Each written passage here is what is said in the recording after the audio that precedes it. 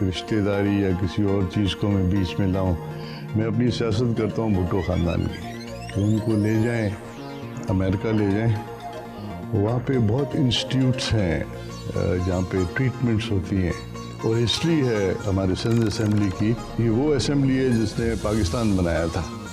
آپ آصف زرداری کے دوست ہیں, دوسری طرف پیر پگاڑا خاندان کے قریبی رشتہ دار ہیں.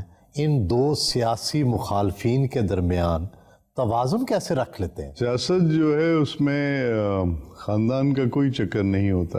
آئی am follower of Bhutto family and اس میں کوئی دو رائے نہیں ہے کہ میں دوستی یا رشتہ داری یا کسی اور چیز کو میں بیچ میں لاؤں.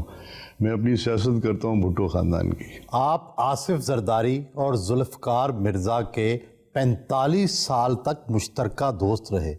دونوں کی راہیں جدا ہونے کی اصل وجہ کیا تھی؟ ذوالفقار مرزا کو مس انڈرسٹینڈنگ ہو گئی. وہ کسی ایسے لوگوں کے ہاتھ چڑھ گیا ہے جو اس کو غلط گائیڈ کر رہے ہیں. جس طرح زرداری صاحب نے ان کی عزت کی چھوٹی چھوٹی چیزوں کے لیے اور پرسنل ایمبیشن کے لیے, اگر آپ اس رشتے کو توڑتے ہیں تو یہ ایک بد نصیبی ہے انسان کی کہ اتنا اچھا انسان ہے زرداری صاحب جس نے ہر انسان کی خدمت کی ہے. اس کے بارے میں باتیں کرنا یہ کوئی کسی کی زبان پہ زیب نہیں لاتے. کیا آپ نے ذوالفقار مرزا سے کبھی صلح کے لیے بات چیت کی؟ میں نے بڑی کوشش کی کہ یہ چیزیں آپ جو کر رہے ہو یہ صحیح نہیں ہے, یہ آپ کے لیے بھی صحیح نہیں ہے, آپ کی فیملی کے لیے بھی صحیح نہیں ہے اور ہماری پارٹی کے لیے بھی صحیح نہیں ہے. میں تو یہی کہوں گا اپنی بھابھی سے,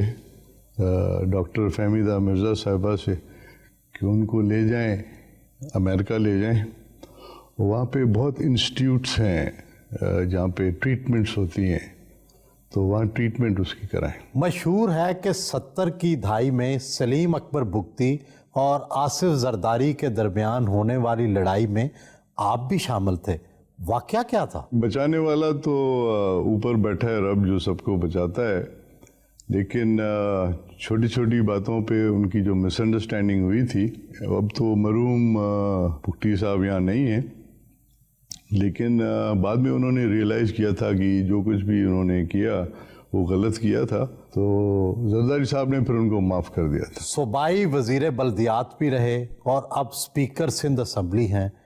کس عہدے کے پاس زیادہ اختیارات ہیں اور آپ کس سے زیادہ مطمئن ہوئے؟ پبلک ڈیلنگ جو ہے وہ زیادہ تر منسٹری کے ٹائم میں زیادہ رہتی ہے. ہر ڈسٹرکٹ میں جا کے کھلی کچہریاں کرنا, عام آدمی سے ملنا, ان کے مسئلے حل کرنا. اسپیکرشپ میں یہ ہے کہ you are limited to your assembly only, but naturally آپ عوامی وہ ہیں لیڈر ہیں تو پھر آپ کو اپنے ایریا میں بھی جانا پڑتا ہے اور آپ کے ایریا کے جو لوگ آپ کے پاس آتے ہیں ان کی خدمت کرنی پڑتی ہے, ان کے مسئلے حل کرنے پڑتے ہیں. بٹ اتھارٹی جو ہے executive authority is with the minister has more than what speaker has. تو آپ مطمئن ہیں پھر؟ I am happy with my post, کیونکہ اسپیکر جو لا میکنگ کرتا ہے اور ہسٹری ہے ہمارے سندھ اسمبلی کی, یہ وہ اسمبلی ہے جس نے پاکستان بنایا تھا.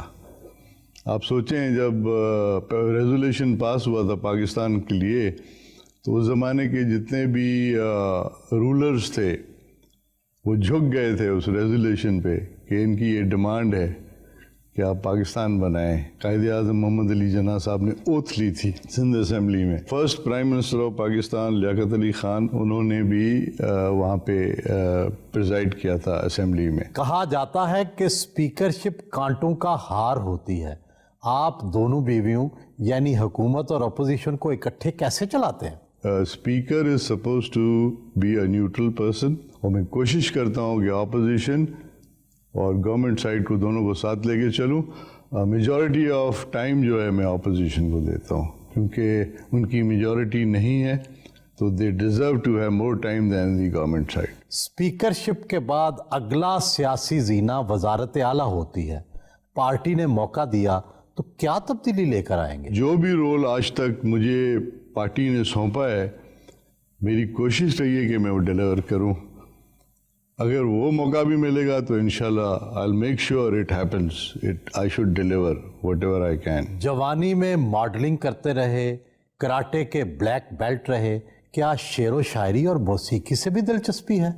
स्पोर्ट्समैन में हमेशा रहा हूँ। शेर व शायरी से इतनी ख़ास दिलचस्पी नहीं रही, म्यूज़िक से यस। कॉलेज के ज़माने में, स्कूल के ज़माने में जिस टाइप की म्यूज़िक होती थी उससे दिलचस्पी रहती थी। मेरे वालिद साहब को मेहदी हसन की गज़लें सुनने का शौक़ होता था, तो वो महफ़िल कराते थे।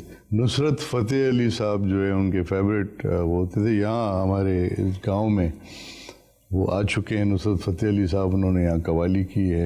मॉडलिंग ऐसी चीज़ है जिसमें हम शुरू में ये सोचते थे कि शायद ये कोई कम किरदार के लोग होते हैं जो मॉडलिंग करते हैं और जो एक्टर बनते हैं। उस ज़माने में आपके टीवी चैनल्स भी नहीं होते थे और सिनेमा हाउसेस में वो कमर्शियल्स बनती थी, वो सिनेमा हाउसेस में वो चलाते थे। तो वो हमारे कुछ दोस्त थे जिन्होंने एडवर्टाइजमेंट में हिस्सा लिया और मुझे साथ लेके गए, तो I played some roles there also.